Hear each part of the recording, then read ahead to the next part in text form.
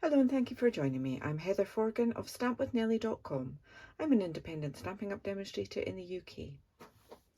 I have made this teeny tiny 1-inch tiny tweet box, and I've used the Sweetest Christmas Designer Series paper, which has lots of lovely stripes and candy canes images all over it. I've used quite a lot of that, see. But these stripes are not necessarily just for Christmas, so this little treat box could be used at any time.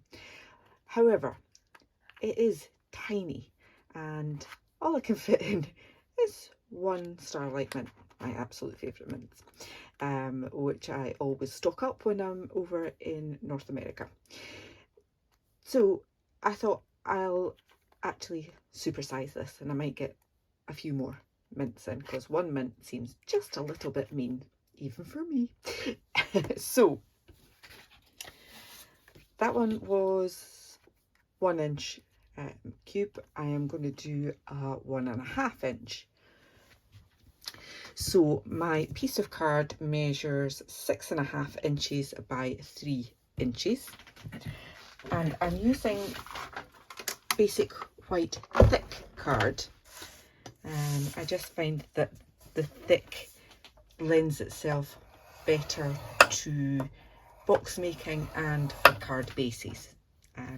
So I'm just scoring that in the middle on the short side at 1.5, and then I'm just going to do increments of 1.5 all the way along. So 1.5, 3, 4.5 and 6. So that gives us a nice big tab to put the base of the box together. Super easy. I'm changing it up. I'm going away from the stripes. I'm going to use the opposite side for this, and this is 2.5 inches by 2.5 inches, and I'm just going to score that at 1/2 inch on all 4 sides.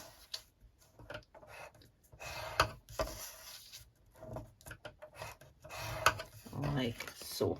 All right, and it's very difficult to see my score lines on that. Put my glasses on, might help me. Let's just gently burnish this, because it is just Designer Series paper, although Stampin' Up Designer Series paper is really quite sturdy.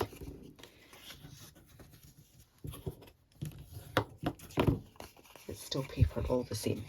So that's my lid, and I've got my base. Just do the same, and I can be a little bit more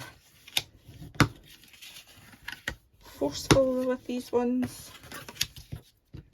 And in fact, I kind of need to, because it's such sumptuously thick card. There we go. Right, so we've got our tab on the side there, and I'm just going to cut straight up these score lines to that middle score line there.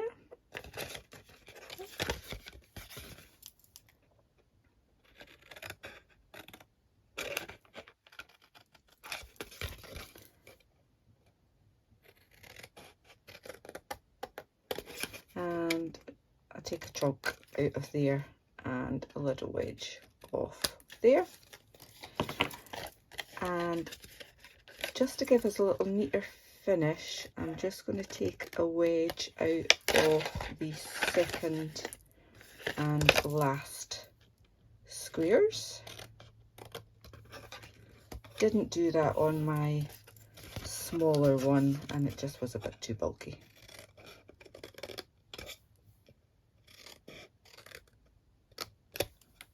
Okay, there we are. And that's ready to put together. My preference is to use liquid glue, but you could use Stamping Seal Plus on that. It is a really strong adhesive roller. Okay, so I've got that So I've got that tab, that's the back. I'm just going to fold in the two sides, which are the bits that we chopped into. And then put the back forward, and then plenty glue on this bit.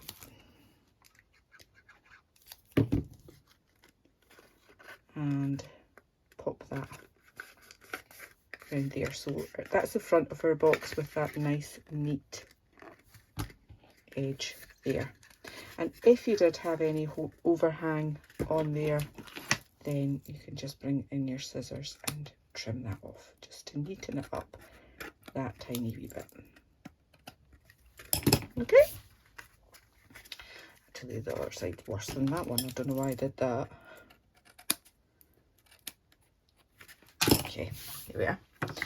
So this lid will sit on there. So we need to chop into the corners here. As I say, it's very difficult for me to see, never mind you.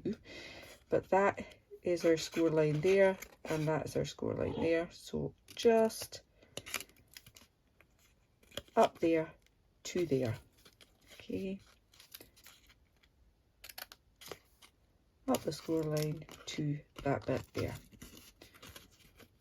And do the same on the other side.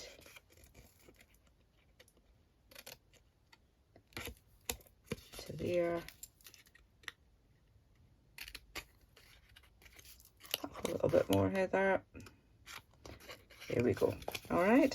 And just a little bit of a wedge on each of those tabs.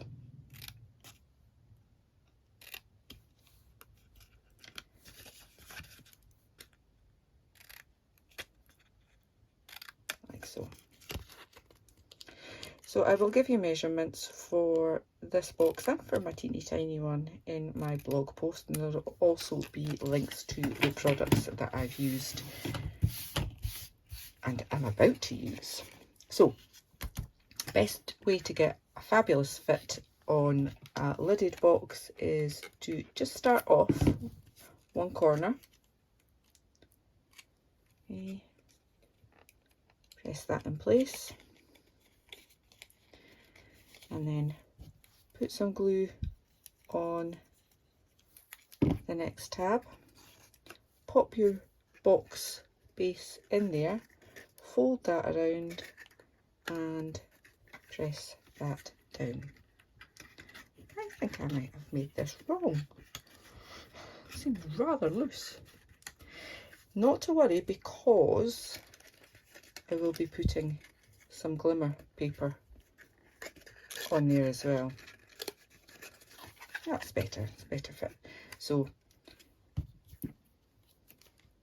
didn't get it wrong. Just have no faith in myself. I think because it's been one of those days, to be perfectly honest.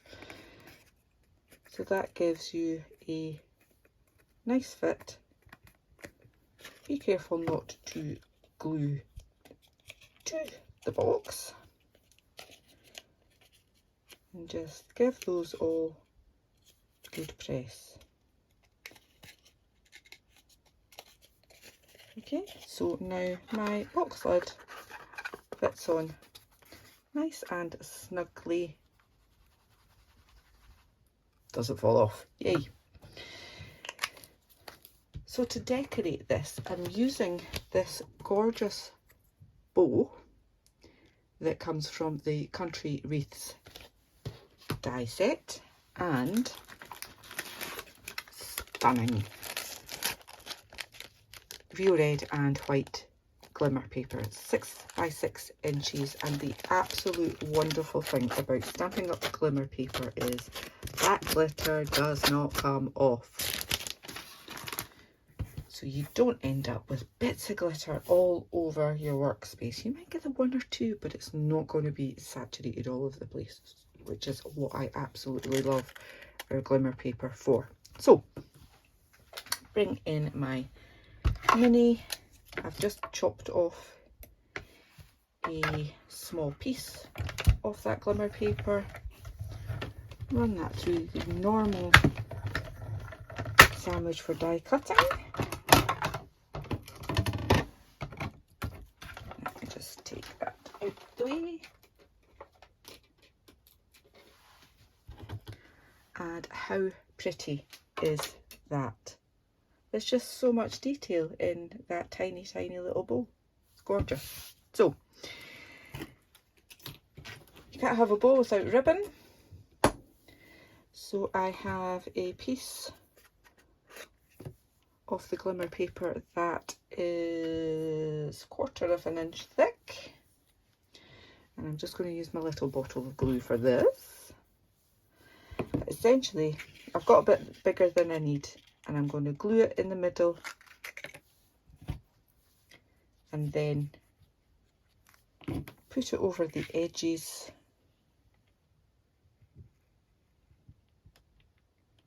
like so. A little bit more glue for the edge, just bend that round, hold that down, and then chop off the excess.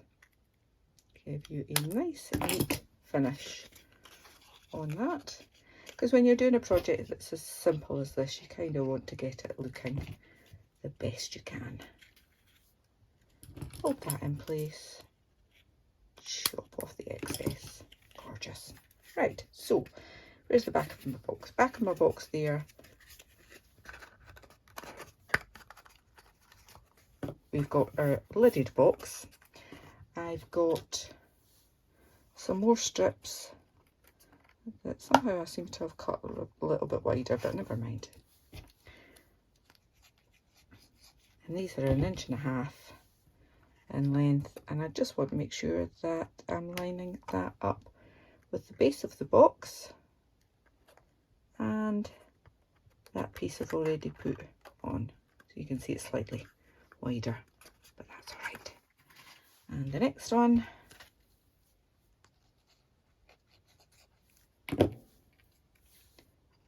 just pop that under, bring it down to the base, make sure it's in line at least. Okay, and then we've got the gorgeous bow to pop on there. Now, gluing to glimmer paper, it can be quite difficult because it's not a nice smooth surface, but you've got lots of smooth surface there. I think I might have gone a bit too far down with my glue. Oh no, that's okay. And then pop that in the middle there. It's definitely going to stick on with those bits there, even if it doesn't with a bit in the middle. In fact, I could also put a little bit on the top of the bow, and that will keep that nicely secured. So I can fit in lots more little treats.